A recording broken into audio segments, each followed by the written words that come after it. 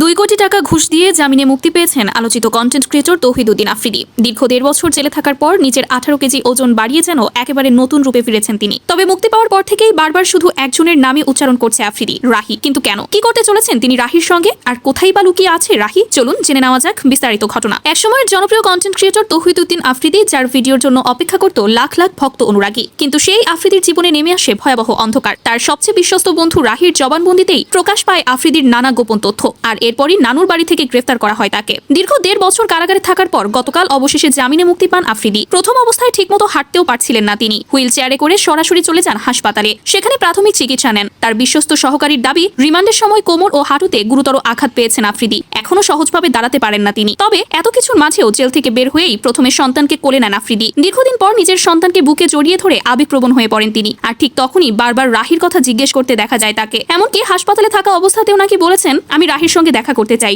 যত দ্রুত সম্ভব। এদিকে রাত পেরিয়ে সকাল হতেই সামনে আসে এক ভিন্ন আফ্রিদি।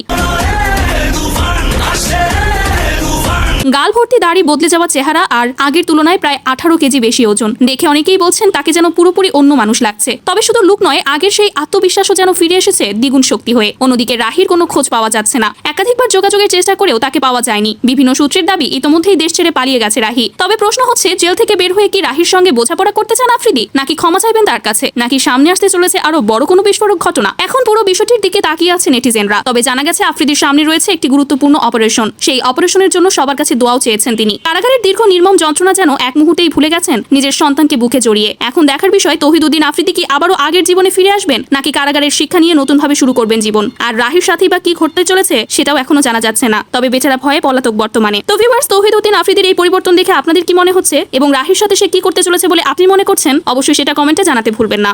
ধন্যবাদ।